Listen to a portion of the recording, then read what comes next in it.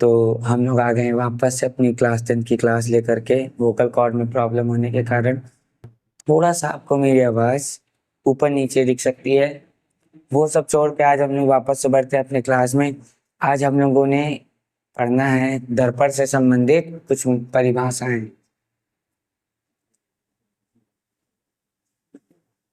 दर्पण से संबंधित परिभाषाएं। दर्पण से संबंधित परिभाषाएं का मतलब ऐसी चीजें जो दर्पण में आती हैं। केवल ये नहीं होता कि आपने ऐसे बना दिया तो अवतल दर्पण, ऐसे बना दिया तो उत्तल दर्पण, ऐसे नहीं। ठीक है ना। हम लोगों को प्रॉपर इसके परिभाषाएं समझनी कि इनमें क्या क्या एलिमेंट होते हैं। ध्यान से सुन। अब ये हमारा एक दर्पण है, ये हमारा उत्तल दर्पण और ये हमारा अवतल दर्पण। अब ध्यान से देखो।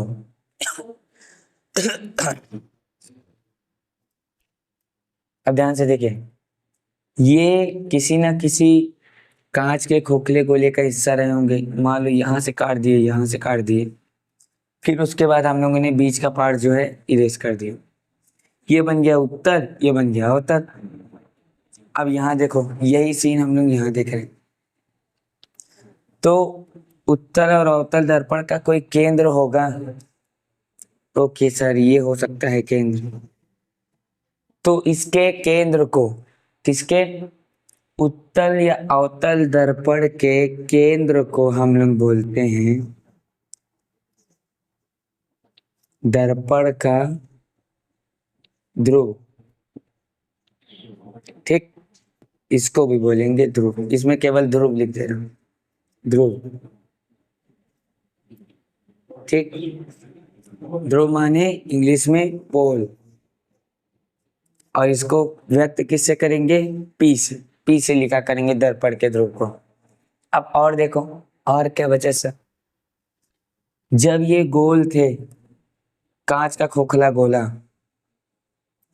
तो इनके बीच, इनके कांच के खोखले गोले का केंद्र रहा होगा। बोलो यस और नो। केंद्र रहा होगा ना, सी फॉर सेंटर, केंद्र था।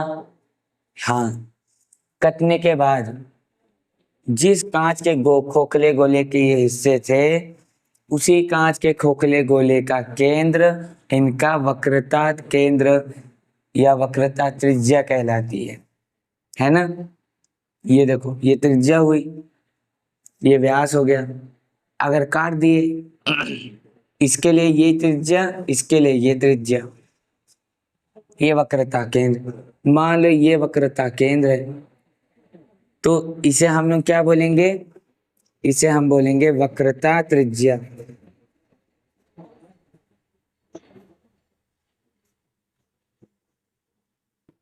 ठीक, अभी वक्रता त्रिज्या कितनी होगी अभी मैं बताता हूँ। अब ध्यान से सुनना।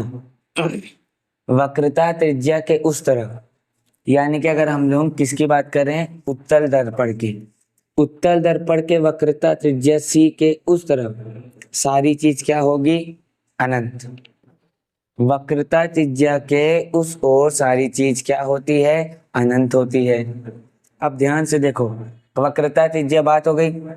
अब जब इन पर किरण पड़ेगी, अच्छा एक बात याद रखना, एक बात जरूर याद रखना, ये मैं जो बना रहा हूं इसके लिए ये नहीं होगा, ये जो मैंने बनाया ये इसके लिए नहीं होगा। इसका वक्रता त्रिज्या इस तरफ होगा, इधर इधर लेते हैं, ठीक है ना, अंदर नहीं लेते। अरे पॉलिश की तरफ थोड़ी ना दिखाओगे वस्तु, उल्टा कांच पे चेहरा दिखेगा क्या, नहीं ना, सीधे कांच पे दिखेगा।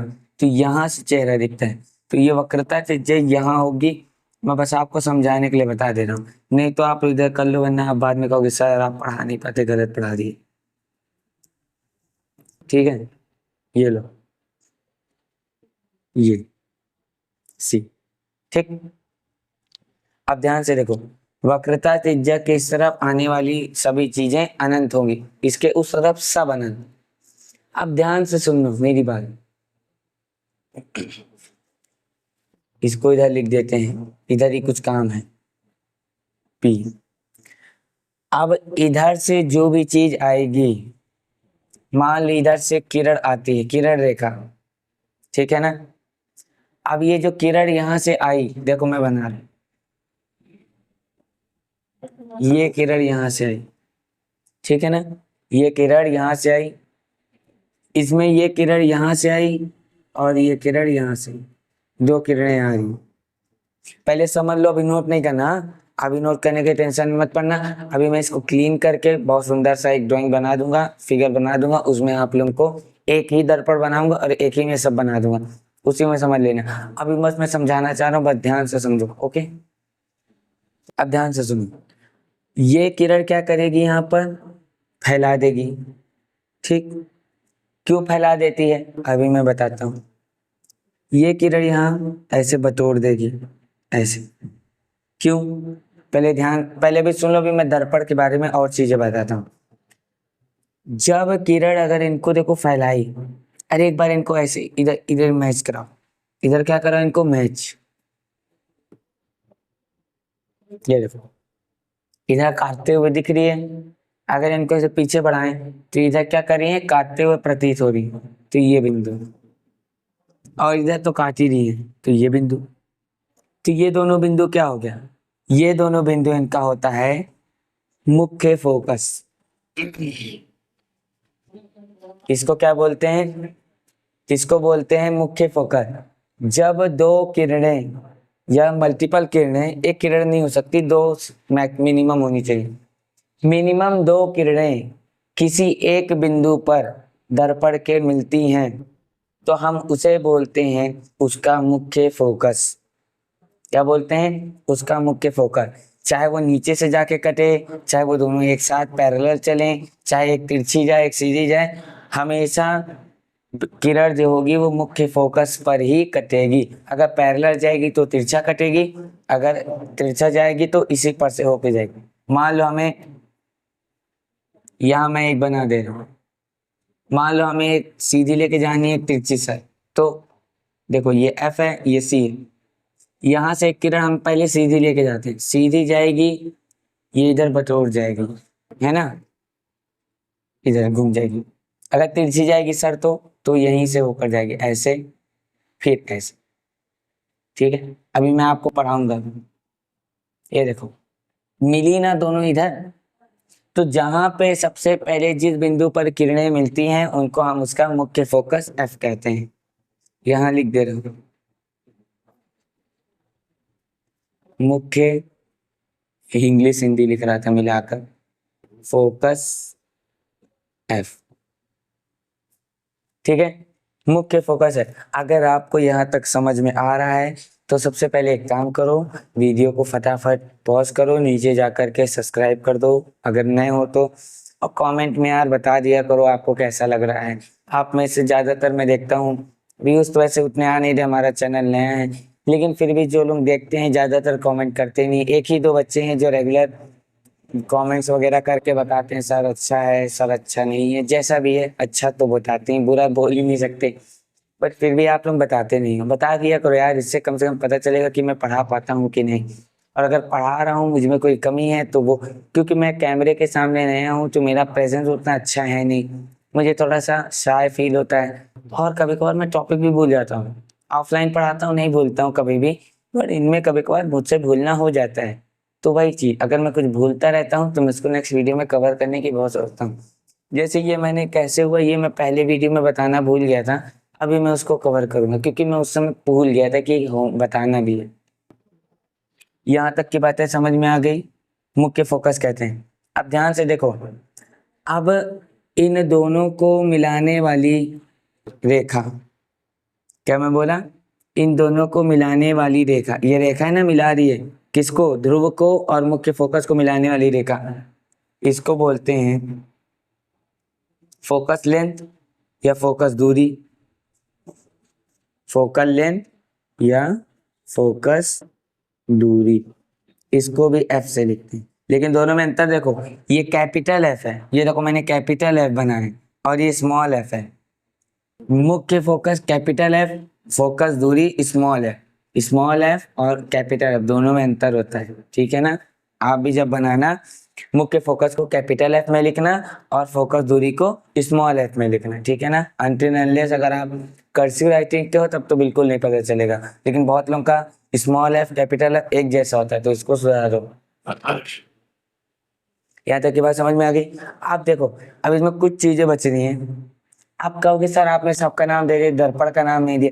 देखो दर्पण के एक छोर को हम लोग M1 कह सकते हैं, एक छोर को M2 कह सकते हैं, तुम्हारी मर्जी। तुमको बोलना है तुम इसको P1 बोल दो, P2 बोल दो, लेकिन P तो यहाँ पहले से दे रखा है, तो आपकी मर्जी। M माने मिरर होता है, आप खुद से भी क्या कहते हैं दे सकते हो, ठीक है ना। बट याद रखना बोर्ड के पेपर में खुद से ज्यादा उसमें तिलक झाम मत कर देना। अगर बोर्ड के पेपर में पहले से सब कुछ बता रखा है कि इसका मतलब ये होता है तो वही इस्तेमाल करना, ठीक है ना, और कुछ मत करना। ओके सर, आपने बोला ध्रुव और फोकस दूरी, फोकस मुख्य फोकस को मिलाने वाली रेखा को फोकस दूरी कहते हैं। ध्रुव और वक्रता केंद्र को मिलाने वाले को हम लोग वक्रता त्रिज्या कहते हैं। वक्रता त्रिज्या लिखी किससे जाती है? R से जाती है। वक्रता केंद्र को किससे व्यक्त करा जाता है? C से व्यक्त करा जाता है। ठीक, समझ में आ गया। लेकिन ये पूरी रेखा को, इस कंबाइन पूरी रेखा को, यहां से यहां तक पूरी कंबाइन रेखा को बोलते हैं अक्ष, मुख्य अक्ष, मेन एक्सिस या एक्सिस भी कह सकते हो। मुख्य अक्ष या अक्ष भी कह सकते हो, एक्सिस, ठीक है ना। इस रेखा को मुख्य अक्ष बोलते हैं या अक्ष भी बोल सकते हो, और इसको इंग्लिश में एक्सिस लिखते हैं। इसका काम होता नहीं, बस ये समझने के लिए था, मैंने आप लोगों को बता दिया। ठीक, मेन इसमें ये करना था। अगर आपको नोट करना हो तो फटाफट नोट कर लो, फिर मिटाकर मैं आपको एक क्लियर इमेज बता दूं इसका। चलिए एक क्लियर इमेज बना देते हैं सर, वहां पे आप अच्छे से बता दीजिए। इसमें मेसी मेसी हो गया है ना, मेसी मेसी, रोनाल्डो रोनाल्डो। देखो मेसी मतलब होता है मेस, मतलब कि कह सकते हो खिचड़ी, सब मिक्स। देखो एक बनाता हूँ, ये मैंने कौन सा दर्पण बताया, चलो बताओ फटाफट इसका आंसर कमेंट में दो। वीडियो देख रहे हो, जब तक मैं बना रहा हूँ तब तक कमेंट लिख दो। बच्चों कितना समय लगता है, लिख दिए। चलो देखो ये मैंने दर्पण बनाया, कौन सा है ये? उत्तल दर्पण, सही है, वेरी गुड। उत्तल दर्पण, उत्तल दर्पण का मैंने क्या बोला? केंद्र ध्रुव, बीच के हिस्से को हम लोग बोलते हैं ध्रुव P। Okay sir, very good. मैंने बोला जिस केंद्र का ये केंद्रक है, जिससे बना, उसके केंद्र को हम लोग बोलते हैं, मतलब जितना यहाँ जाएगा हम उतना ही यहाँ ले लेते हैं, वक्रता केंद्र C बोलते हैं। ओके, और जहां से ऐसे किरण आई, ऐसे गई, ऐसे आई, ऐसे गई। अगर हम इसको ऐसे पीछे कन्वर्ट करें, माने देखो यहाँ से तो यहाँ आएगी ना, सीधी गई तो ऐसे। अगर हम सपोज करें, सपोज मान लेते हैं, जैसे माना जाता है मैथ में, इसमें मानते हैं, माने कि ऐसे आई होती तो कैसे जाती? सीधी ना, ऐसे आई होती तो ऐसे तिरछी जाती, है ना। परावर्तन पढ़ाया था, परावर्तन में तिरछी तो जाएगी। तो आप कहोगे सर जब परावर्तन पढ़ाए, परावर्तन में बताए थे आप पहली घटना कि अगर किरण सीधी गिरती है तो सीधी चली जाती है, लेकिन यहाँ पे आप सर सीधा बनाए और तिरछा निकाल दिया। यही पढ़ाना रह गया था, यही मैं अभी पढ़ाऊंगा। ये जिस बिंदु से ऐसे कटी उसको मुख्य फोकस F बोलते हैं। ठीक, इन सब को मिलाने वाली रेखा को मुख्य अक्ष A लिख दूं, मुख्य अक्ष A या PC भी लिखा जाता है, ठीक है ना, मुख्य अक्ष A बोलते हैं।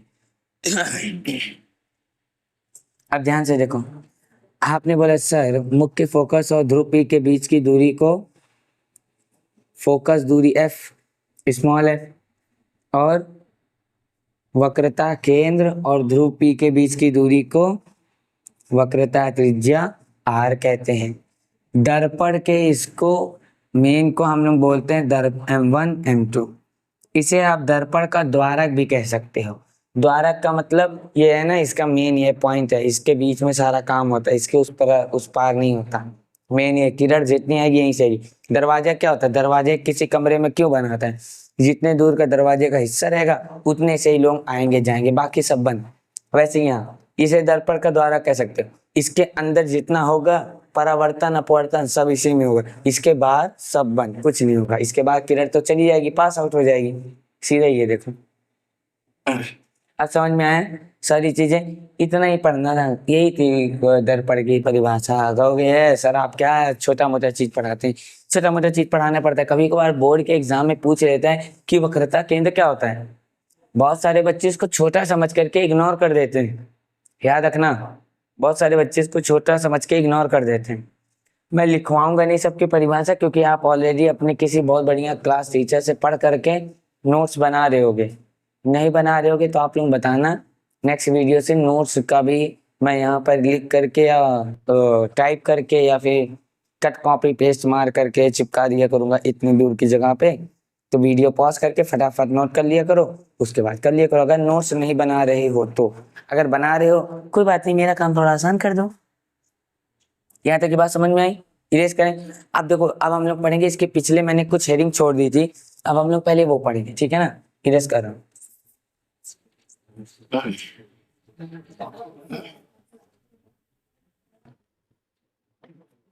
अभिसारी, एक आप लोग पहला पेज खोलोगे चैप्टर के पहले पेज में ही है, अभिसारी किरण, किरण पुंज में अपसारी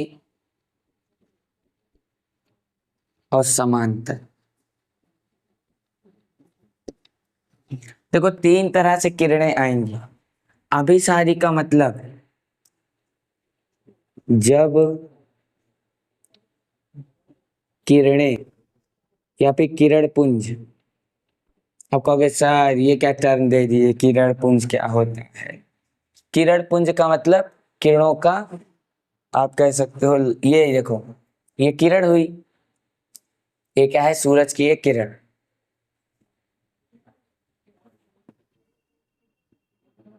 अब ये किरण पुंज हो गई, इसे क्या बोलेंगे? किरण पुंज। आप कह सकते हो बंडल ऑफ रेज, रेज यानी किरणों का बंडल, किरण पुंज। और एक को क्या बोलेंगे? केवल किरण, ठीक, ये किरणों का बंडल। जब किरण पुंज परावर्तन के पश्चात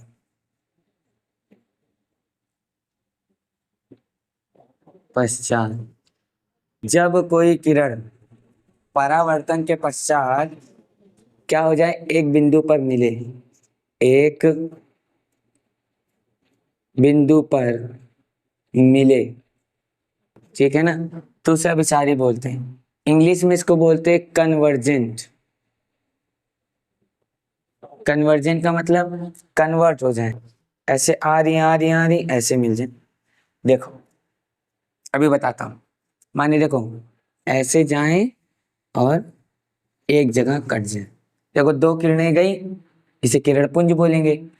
अब किरण पुंज कटने के बाद परावर्तन के पश्चात एक ही जगह मिल गई, और ये किस में पॉसिबल हो सकता है? केवल और केवल अवतल दर्पण में, याद रखना। अवतल दर्पण अभिसारी भी कहलाता है, इसको हम लोग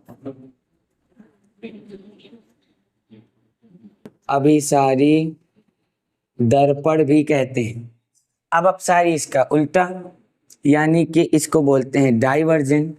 आप लोग सड़क पे गए होंगे, कभी सड़क बनती रहती है किनारे, तो वहां लिखा रहता है ना डाइवर्जेंट, अंडर कंस्ट्रक्शन। डाइवर्जेंट क्या होता है? सीधे सीधे जा रहे हो, डाइवर्जेंट एक बोर्ड लगा है, वहां पे लिखा डाइवर्जेंट यानी कि मुड़ जाओ, सीधे सीधे सीधे रास्ता ऐसे से तिरछा कर लो, तिरछा कर दे यानी कि जब मोड़ दे। यानी कि जब किरण पुंज परावर्तन के पश्चात अलग अलग हो जाए, अलग अलग हो जाए। अलग अलग हो जाए का मतलब क्या होता है सर? अलग अलग का मतलब देखो, ये ऐसे गई, ये ऐसे गई, और अलग अलग का मतलब ये इधर मुड़ गई, ये इधर मुड़ गई। ये किस में पॉसिबल हो सकता है? ये इसमें पॉसिबल हो सकता है। ये कौन सा है दर्पण?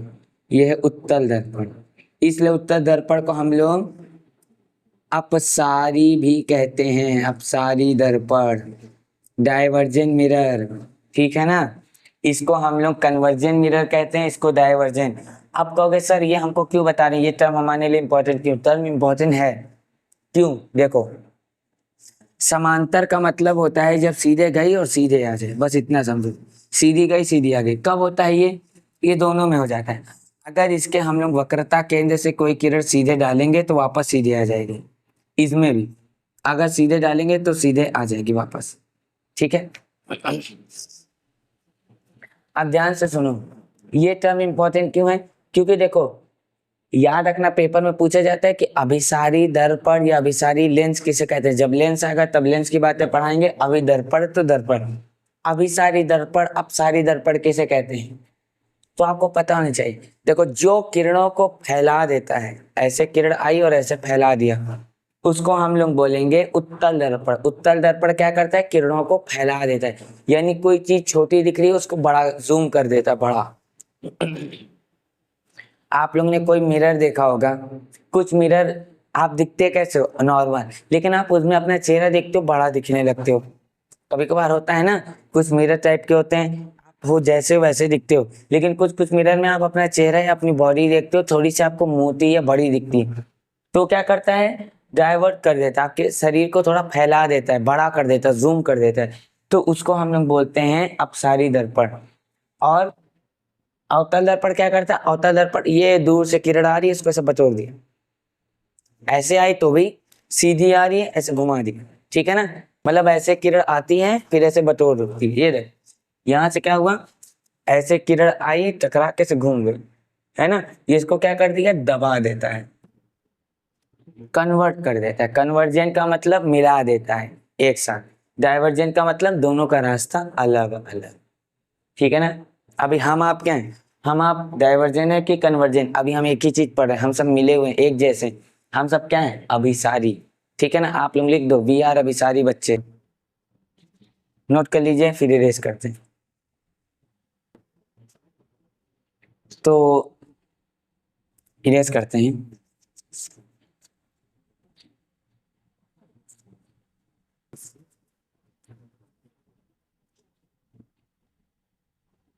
तो हमारा जो नेक्स्ट हेडिंग होने वाला है,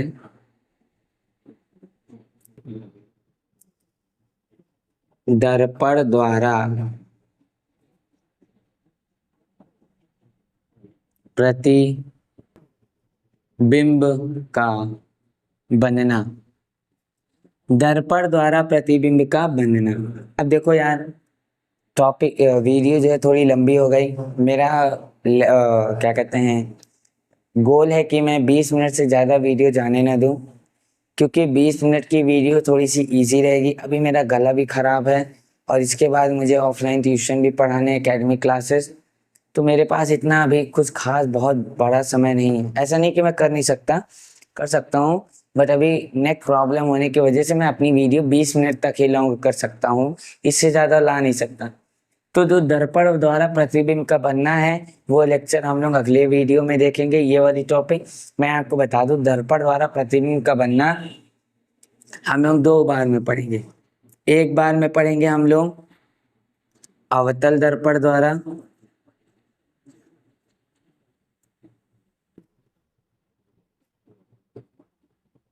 और एक बार हम लोग पढ़ेंगे उत्तल दर्पण द्वारा, ठीक है। तो अवतल दर्पण उत्तल दर्पण में हमको इसमें 6 प्रकार पढ़ने हैं और इसमें 2, मतलब टोटल कितने हो गए? 8। कंबाइंड रूप से हमें 8 प्रकार के पढ़ने हैं। इस 8 प्रकार के पढ़ने के बाद हमें क्या कहते हैं, दर्पण का हो सके तो अगर सूत्र निगमन जो है वो आपके चैप्टर से सिलेबस से कट चुका है, अगर आपको दर्पण के सूत्र का निगमन भी पढ़ना है तो आप कमेंट में बता देना कि यह सर दर्पण के सूत्र का निगमन यानी कि डेरिवेशन ऑफ लेंस या फिर मिरर फॉर्मूला अगर आप चाहते हो कि मैं पढ़ा दूं तो आप बता देना कमेंट में करके मुझे। अदरवाइज उसका कोई काम है नहीं, क्योंकि वो चैप्टर से कट चुका है, वो आपके सिलेबस में ना है, मतलब है तो बुक में बट वो पूछा जाने वाला नहीं है, तो इसके लिए घबराइएगा मत। फिर अगर अगर हम लोग उसको नहीं पढ़े तो हम डायरेक्ट सवाल लगाना चालू कर देंगे दर्पण से संबंधित, ठीक है ना। और याद रखना, मैं कम से कम 25-30 सवाल कराऊंगा, इसकी प्रॉपर 2-2 3-3 वीडियो हम लोग रिकॉर्ड करेंगे, ठीक है जी। तब तक के लिए बाय बाय।